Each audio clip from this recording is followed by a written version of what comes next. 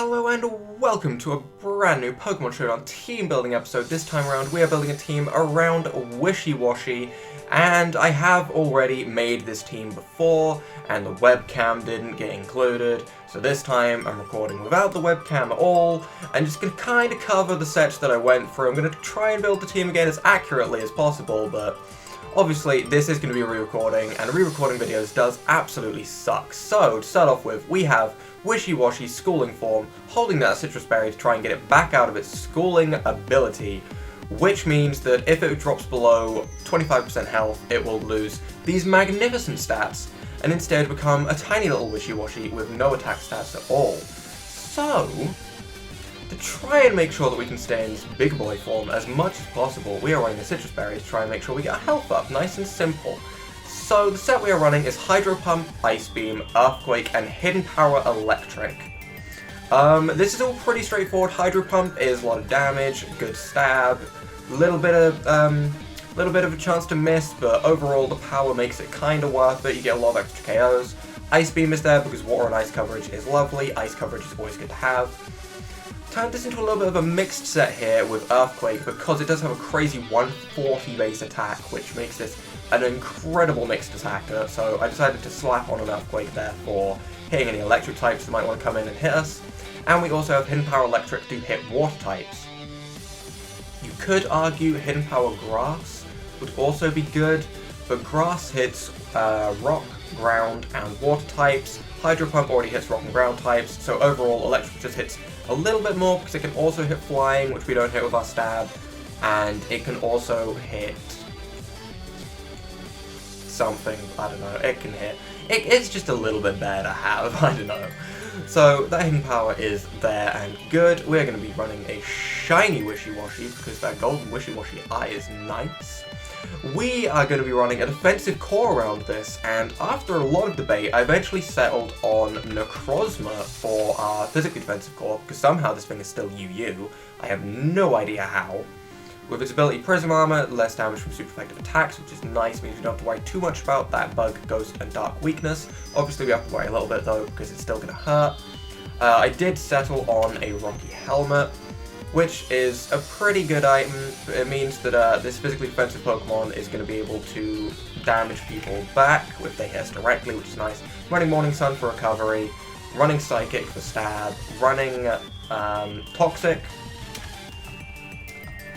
I went through a long debate about whether Toxic or Thunder Wave would be better, but Toxic suited better with the rest of the team because I didn't have any other Toxic users, and there are some Pokemon that may need to be Toxic, so I thought it'd be worth it in the long run. Physically defensive, obviously, and you were called Starlight, I'm pretty sure. Oh, I have to re-enter the names? That takes away the fun of when I was naming them. That's horrible, I'm upset about that. This is also probably going to be a lot quicker than my usual team builders because this has been built before, but what can you do? Sometimes things go wrong with your recordings, and you have to deal with it the best you can, and that's what I'm trying to do. So, for a specially defensive core, I eventually settled on Shaman, because grass types resist the water, they do resist water, but they resist the electric and grass weakness that Wishiwashi has. This was my main pairing with Wishiwashi. It meant that anything that threatened Wishiwashi could kind of be sponged by this Shaman, and we could just kind of sit there and get rid of threats. So, leftovers for recovery, natural cure, you were called Amy, I'm pretty sure, because you're a hedgehog and I didn't have any better names.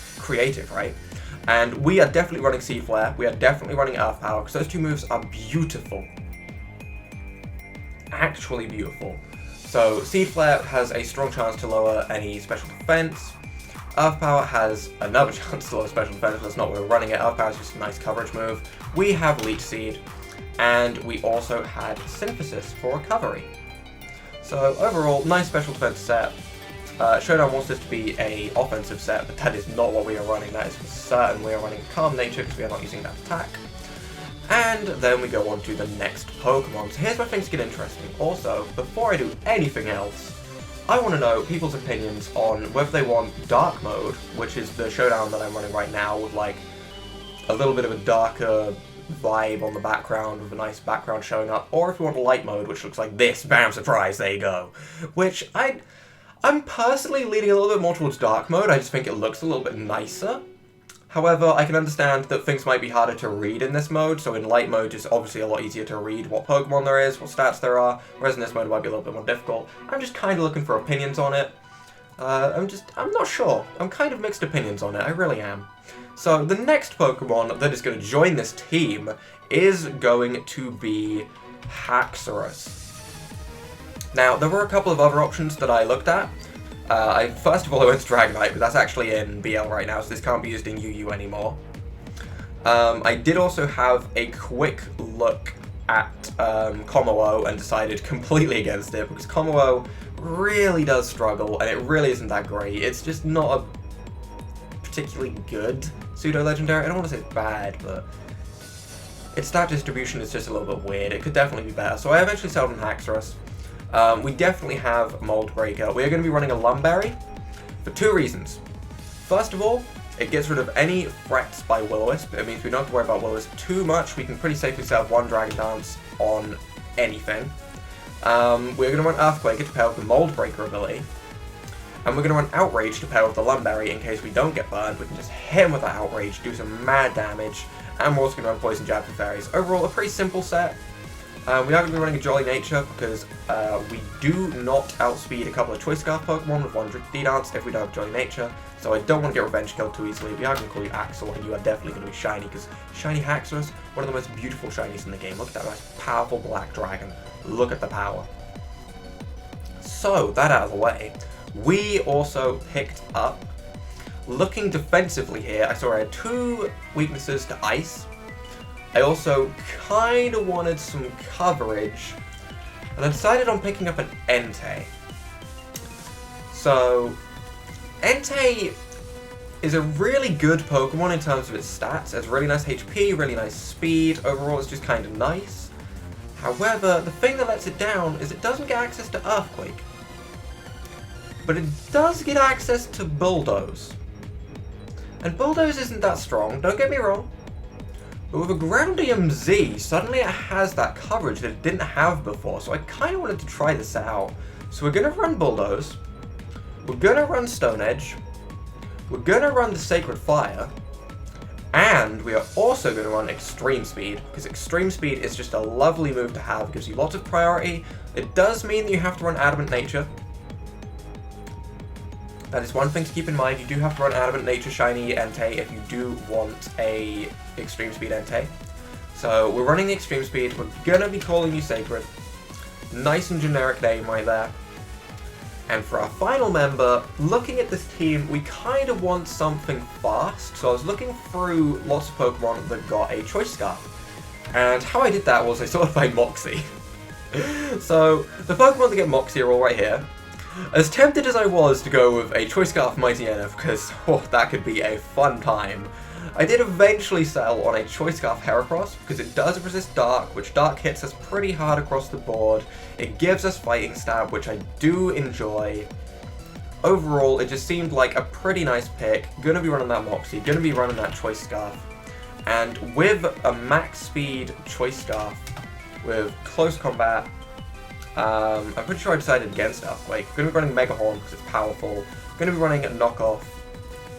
And we are also going to be running Rock Slide, Flinch Chance and stuff like that. But if you have a max speed Jolly Heracross, you have 295 speed. And if you have a not positive speed nature Haxorus, you have 293 speed. So, we actually get outsped quite easily by Choice Scarf Heracross, which did tempt me to run a Jolly Nature on the Haxorus so that we could outspeed Choice Scarf Heracross with one D-Dance up, hit him with that Outrage, do a lot of damage. So overall, this was the team. You were called Wishiwashi. How dare you change your name back? Excuse me. You are Wishiwashi and you are a beast. You are not being renamed. So overall, this is the team. There are a couple of problems that I'm seeing now that I didn't see before, because obviously this is a re-recording, and one of those is we have a lot of rock and ground coverage, not a whole lot of else. Especially a lot of ground coverage. Even though I didn't run Earthquake on Heracross, there's still a lot of ground coverage. Maybe we could mix that up a little bit. There isn't a whole lot of ice coverage either, but overall I'm not too worried about that. Ice, albeit being a very powerful type, we do have one Ice Beam user. That can still be useful, that can always be a thing, but I think overall this is going to be the team. So if you guys have enjoyed this this butchered team building, leave a like down below, hit that subscribe button, and without further ado, bye!